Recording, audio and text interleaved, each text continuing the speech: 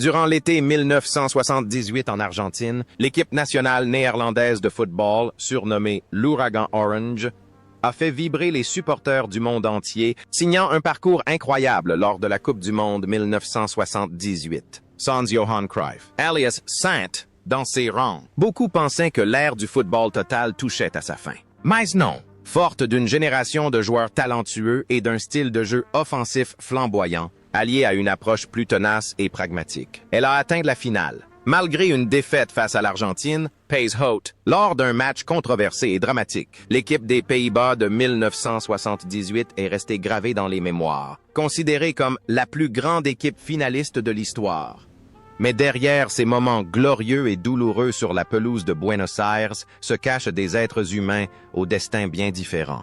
Plus de 45 ans ont passé et le temps a laissé des traces diverses sur leur vie. Certains sont devenus des entraîneurs de légende. D'autres ont choisi une vie retirée au bord d'un lac de pêche et d'autres encore ont dû interrompre leur parcours à cause de la tragédie et de la maladie. Revenons sur les hauts et les bas des joueurs qui incarnaient l'âme de la génération dorée néerlandaise cette année-là.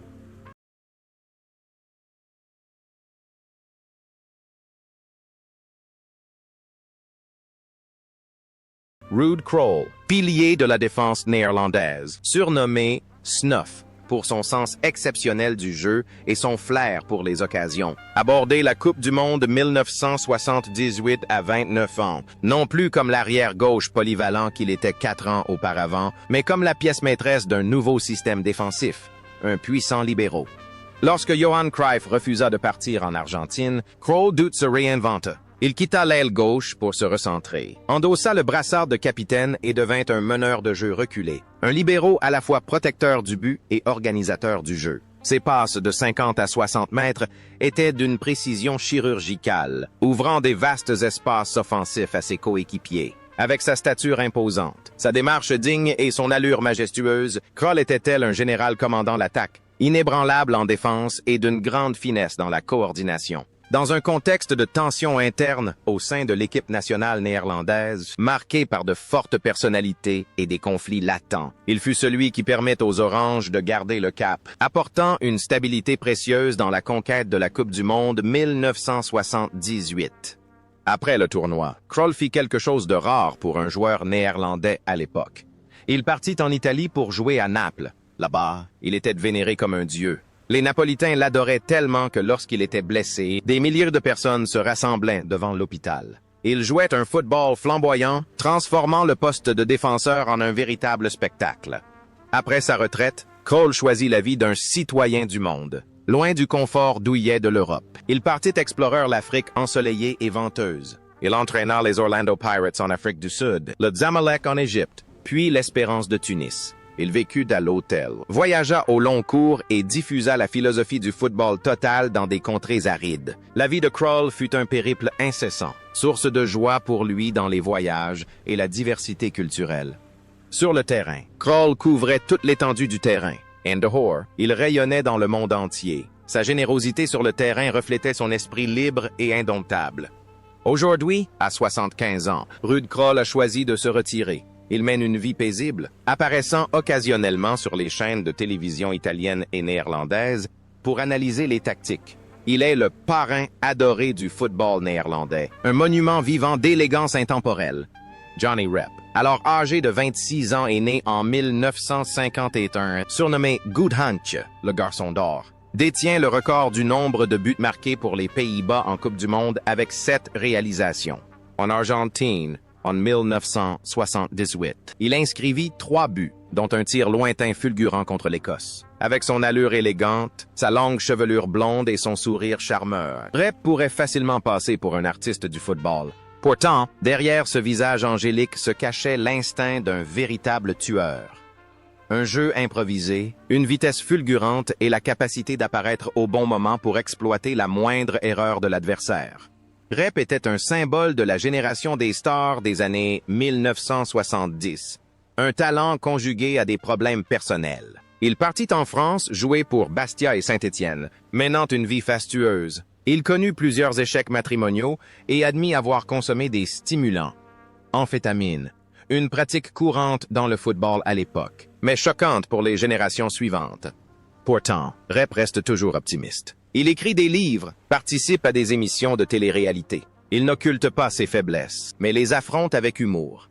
Johnny Rep incarnait la frivolité et le charme du football. Il jouait au football comme à un passe-temps et vivait sa vie comme une histoire d'amour.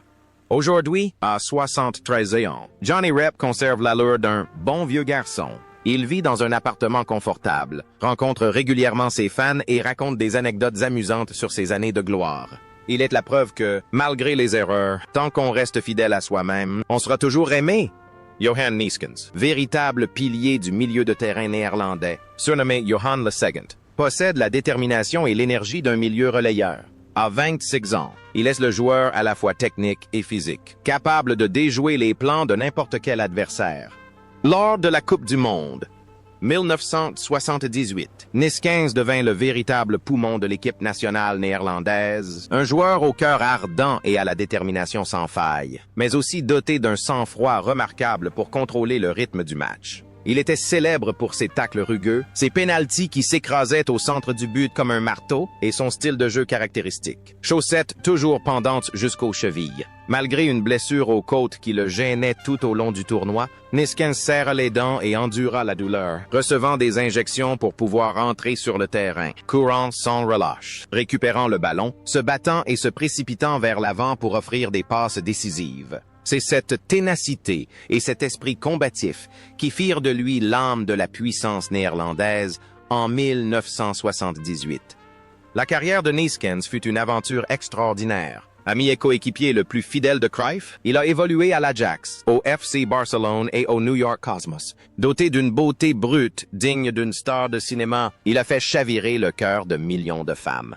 Après sa retraite, Neeskens n'a pas cherché la facilité. Il s'est investi dans le métier d'entraîneur, travaillant comme adjoint de Frank Rijkaard à Barcelone et à Galatasaray. Il a participé au projet World Coaches, se rendant dans les pays les plus pauvres pour enseigner le football aux enfants.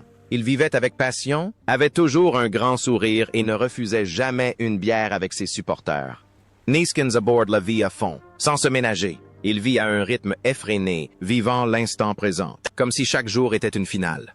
La terrible nouvelle est tombée comme un coup de tonnerre. Alors qu'il travaillait d'arrache-pied à son poste d'entraîneur en Algérie, le 16 octobre 2024, Johan Neeskens s'est éteint subitement à l'âge de 73 ans. Le monde du football était sous le choc. Personne ne pouvait croire que cette source d'énergie inépuisable puisse s'éteindre. Il est tombé en plein cœur de la bataille, tout en se consacrant corps et âme à sa plus grande passion, le football. Rob Rensenbrink, l'ailier gauche néerlandais, surnommé Slangenmens, homme serpent, pour sa course agile, son équilibre hors du commun et ses dribbles hypnotisants, a participé à la Coupe du Monde 1978 à l'âge de 30 ans pour combler un immense vide. Remplacer Johan Cruyff. Lors de ce tournoi, Rensenbrink a véritablement explosé. Il a inscrit 5 buts et délivré 4 passes décisives, une efficacité qui surpassait même celle de Cruyff en 1974. Avec ses jambes arquées caractéristiques et une maîtrise corporelle incroyable, Rensenbrink se faufilait entre les défenseurs avec une fluidité et une puissance irrésistibles. Pourtant, l'histoire fut cruelle. À la 30 et seconde du temps additionnel de la finale, alors que le score était de 1-1, il s'est démarqué, a glissé le ballon entre les mains de Filol. Le ballon a roulé lentement, puis a rebondi sur le poteau. S'il avait franchi la ligne, les Pays-Bas auraient remporté le championnat. Il aurait éclipsé Cruyff et touché le ballon d'or. Mais ce coup dur lui a fermé la porte du paradis, faisant de Rensenbrink un génie hanté par un instant de gloire si proche. Après ce moment fatidique, Rensenbrink reprit d'une vie normale dans une discrétion absolue. Superstar. Il souffrait pourtant d'agoraphobie. Il n'aimait ni les interviews, ni les projecteurs. Il acheta une maison au bord d'un lac à Oostzaan et passa le reste de sa vie à pêcher et à jardiner. Interrogé sur le tir qui a heurté le poteau, il esquissa un sourire triste. C'était le destin. Si le ballon était entré dans le filet, ma vie aurait été bouleversée. Et je n'aime pas ce genre de commentaires. Il accepta d'être mentionné avec regret plutôt que de voir son talent exceptionnel salué. Il avait été classé par Pelé parmi les meilleurs joueurs du monde. Rensenbrink était un paradoxe, un talent exceptionnel, mais une personnalité réservée. La barre verticale qui le séparait de la vie en 1978 semblait être la limite tracée par le destin pour l'empêcher de mener la vie paisible à laquelle il avait toujours aspiré. Cependant, le talentueux homme-serpent n'a pu échapper à la mort. Atteint de la terrible amyotrophie spinale, PSMA, son corps s'est progressivement paralysé. Le 24 janvier 2020, Rob Rensenbrink s'est éteint à l'âge de 72 ans. Il est parti avec le regret d'une injustice, mais a laissé derrière lui l'image d'un des génies les plus humbles de l'histoire du football.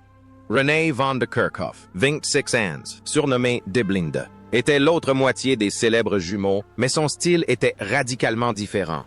Féroce, direct et d'une vitesse fulgurante, tel un tourbillon déferlant sur le flanc droit. Participant également aux 7 matchs en Argentine, René s'imposa comme le fer de lance de l'équipe néerlandaise grâce à ses sprints éclairs et son jeu sans fioriture. Avant la finale de 1978, il faillit être suspendu car son bras était plâtré, un plâtre jugé trop rigide et potentiellement dangereux. Il fut finalement autorisé à jouer avec un bandage plus souple. L'image de René combattant avec le bras bandé devint un symbole de l'esprit néerlandais, farouche, résilient et indomptable. La vie de René fut plus mouvementée que celle de son frère Willy. Lui aussi était une légende du PSV. Mais il vécut une terrible expérience en 1973. Il faillit être kidnappé devant chez lui, mais parvint miraculeusement à s'échapper. Cet événement le marqua profondément pendant un certain temps. Après sa retraite, René s'est lancé dans les affaires et a connu un franc succès. Avec son frère Willy, ils formaient un duo inséparable lors des émissions de commentaires sportifs, où leur humour et leur franchise faisaient rire le public. Le jeu rapide et offensif de René reflète un homme toujours extraverti et optimiste. Quoi qu'il arrive, il continue de courir, comme lorsqu'il driblait le long de la ligne de touche.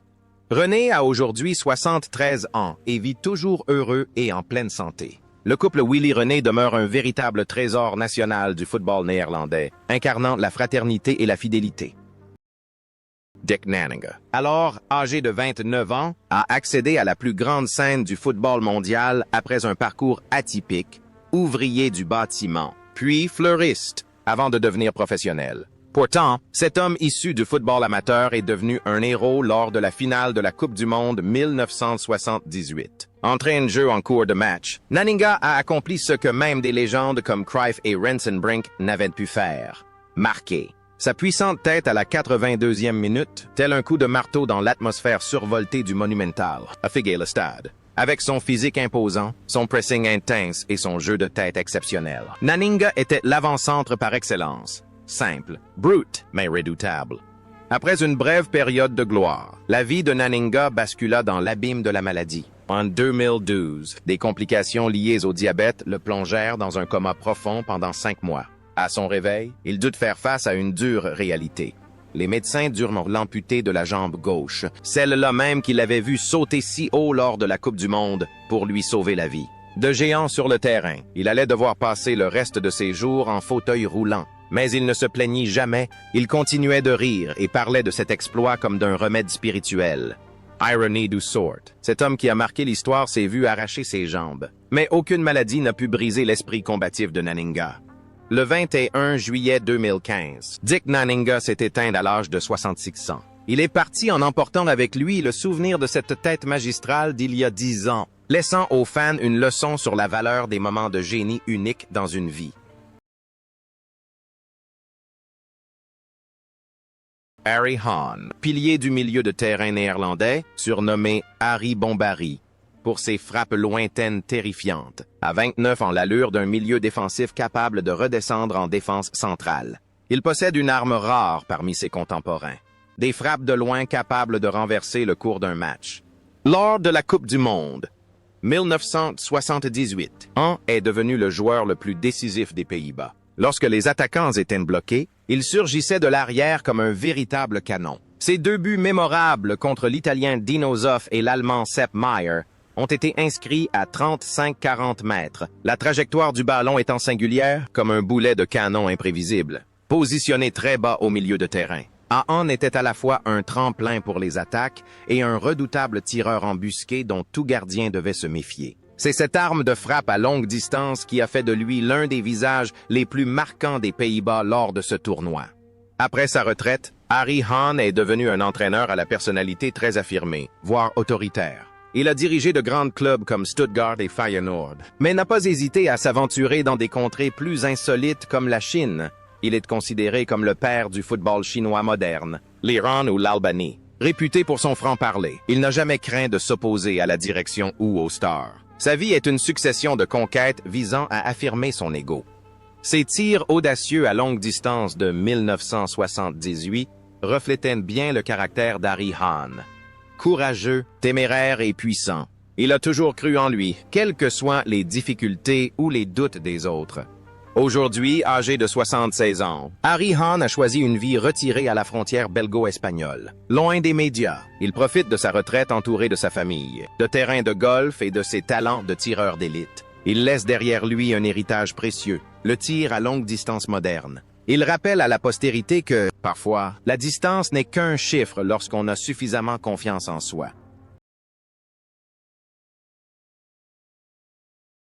Jan Youngblood, alors âgé de 37 ans, était l'une des figures les plus excentriques de l'histoire du football. Un gardien de but portant le numéro 8 et jouant souvent sans gants, convaincu que les mains nues lui permettaient de mieux sentir le ballon. Plus vieux joueur du tournoi, Youngblood n'impressionnait pas par des plongeons spectaculaires comme les gardiens traditionnels, mais il possédait une arme invisible, une capacité à lire le jeu avec une grande finesse et à jouer haut comme un véritable libéro. C'est cette excentricité, alliée à son efficacité, qui devint un élément essentiel du football total, où il était non seulement gardien de but, mais aussi un véritable lien tactique avec la défense. La vie de Youngblood fut une tragédie grecque. En 1984, son fils, Eric Youngblood, lui aussi gardien de but, fut foudroyé sur le terrain pendant un match, sous les yeux des spectateurs. Ce traumatisme le hanta jusqu'à la fin de ses jours. Il fut lui-même victime d'une crise cardiaque sur le terrain en 1988, alors qu'il était entraîneur adjoint, mais survécut miraculeusement. Passionné de pêche, il avait également tenu un bureau de tabac. Dans le monde du football, il incarnait la classe populaire et simple.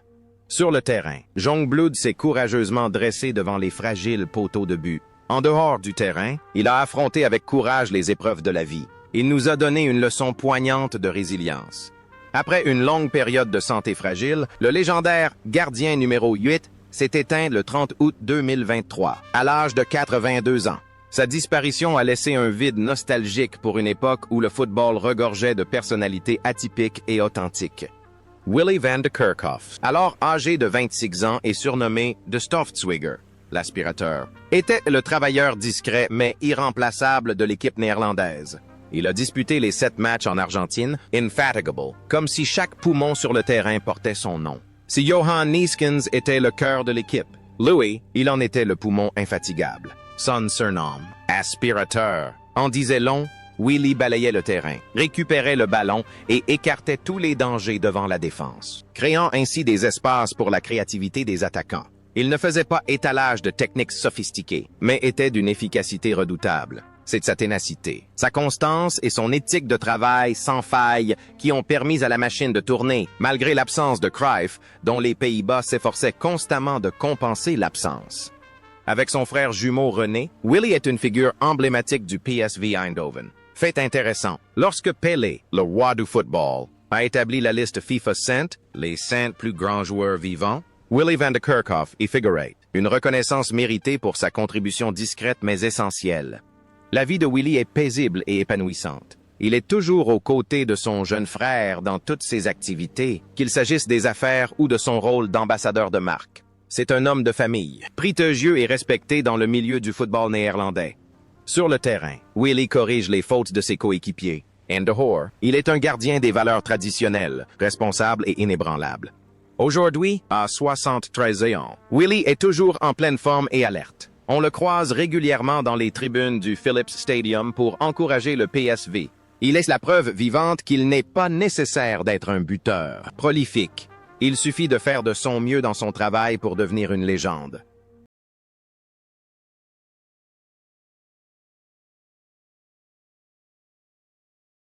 Ernie Brantz, un défenseur de 22 ans au cœur de feu et à l'esprit d'acier, a écrit l'une des pages les plus dramatiques de l'histoire de la Coupe du Monde. passant du statut de paria à celui de héros en seulement 90 minutes. Lors du deuxième match de poule contre l'Italie, à la 18e minute, sa tentative de dégagement se transforme accidentellement en but contre son camp, mettant les Pays-Bas en danger et plongeant le jeune joueur dans un profond désarroi. My Brandt refuse de baisser les bras. À la 50e minute, il décoche une frappe tonitruante de loin, égalisant pour les Pays-Bas et amorçant la remontée avant qu'Harry Hahn ne scelle la victoire. Des abysses du désespoir au sommet de la gloire. Brandt a fait preuve d'une force de caractère exceptionnelle, celle d'un véritable guerrier qui ne se laisse pas abattre par ses erreurs.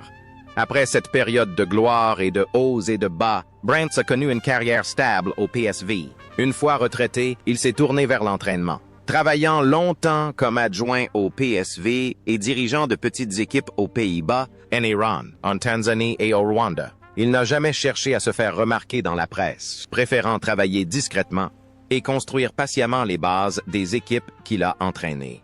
L'expérience de Brandt lors de la Coupe du Monde de 1978 fut la plus grande leçon de sa vie. Les erreurs ne sont pas une fatalité. L'important est de savoir les corriger. Il a appliqué cette philosophie tout au long de sa carrière d'entraîneur, faisant toujours preuve de patience face aux erreurs des jeunes joueurs.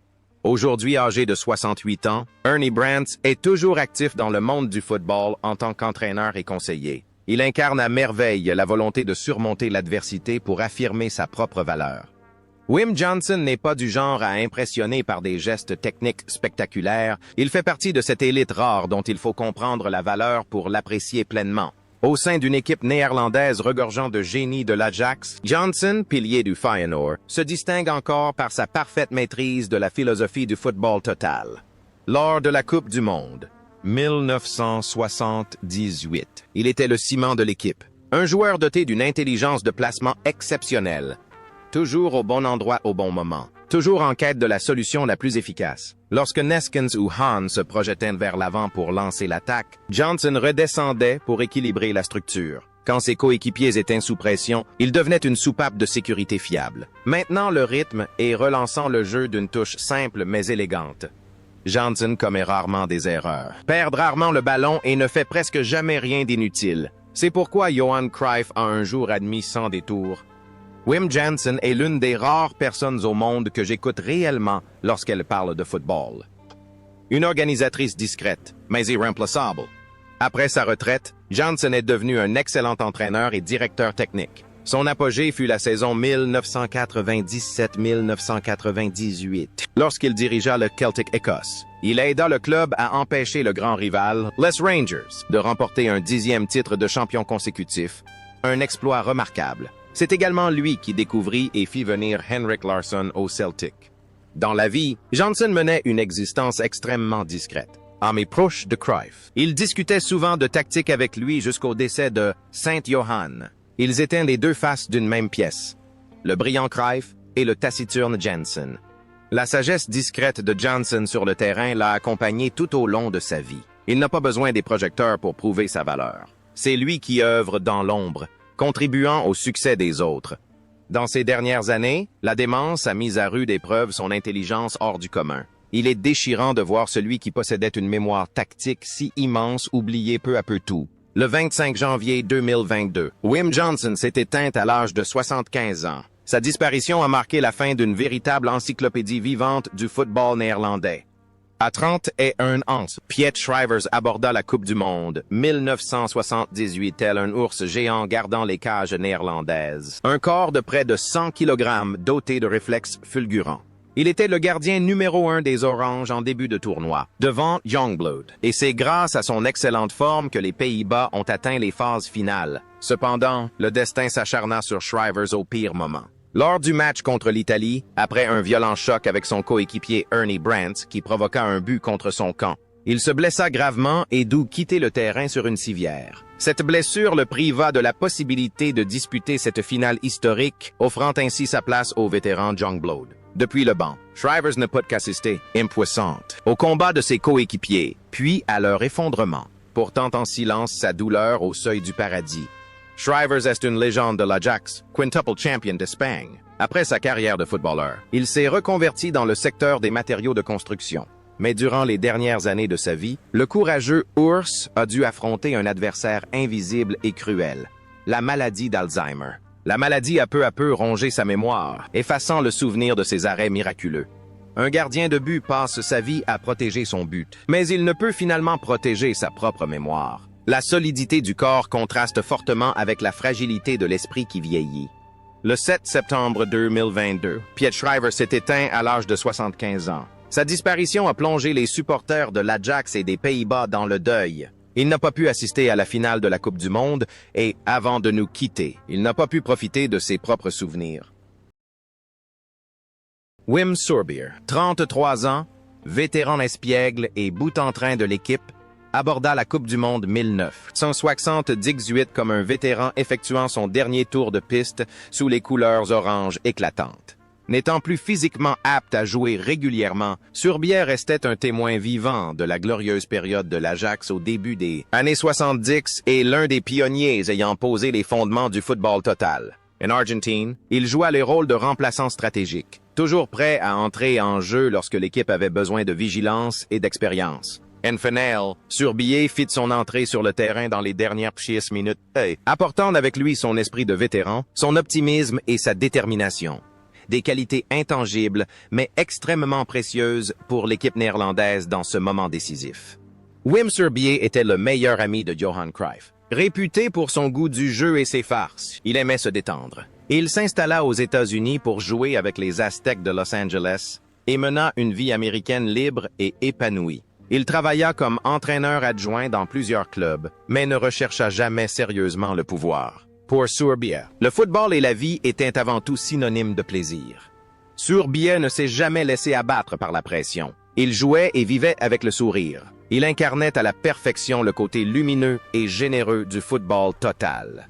En mai 2020, une hémorragie cérébrale soudaine a emporté cet homme toujours joyeux. Wim Suurbier s'est éteint le 12 juillet 2020, à l'âge de 75 ans. Il laisse derrière lui d'innombrables anecdotes humoristiques, nous rappelant qu'au-delà de la passion, le football est aussi source de pur bonheur. Jan Poortvliet, défenseur de 22 ans, aborda la Coupe du Monde 1978 comme un jeune espoir au cœur d'une période tumultueuse et fut propulsé par le destin directement dans la finale historique contre l'Argentine. Alors que ses aînés se blessaient les uns après les autres, Poortvliet devint le choix surprise pour le poste de titulaire, un défi de taille face au redoutable Monumental et aux attaquants chevronnés de l'équipe locale. Malgré son inexpérience, il se battit avec un enthousiasme débordant, faisant de sa jeunesse un atout précieux. Finalement, les Pays-Bas s'inclinèrent, mais vivre l'atmosphère étouffante et glorieuse d'une finale de Coupe du Monde. À seulement 22 ans resta l'expérience la plus inestimable de la carrière de Poortvliet. La carrière de joueur de Poortvliet s'est déroulée au PSV Eindhoven. Après sa retraite, il est devenu un excellent entraîneur de jeunes. Il a mené Southampton en Premier League en prônant un jeu offensif et en faisant confiance aux jeunes joueurs, comme il l'avait fait lui-même par le passé. C'est une personne passionnée, toujours proche de ses élèves et source d'inspiration. Ayant bénéficié d'une opportunité dès son plus jeune âge, Poortvliet a consacré sa vie à offrir des opportunités à d'autres jeunes. Il a été un trait d'union entre les générations et un enseignant dévoué. Mais la vie fut trop courte pour cet homme doux. Un cancer terrible l'emporta le 31 mars 2016, à seulement 60 ans. Jan Poortvliet fut le premier joueur du 11 de départ de la finale de 1978 à nous quitter, laissant derrière lui le chagrin d'un sourire bienveillant qui s'était éteint trop tôt.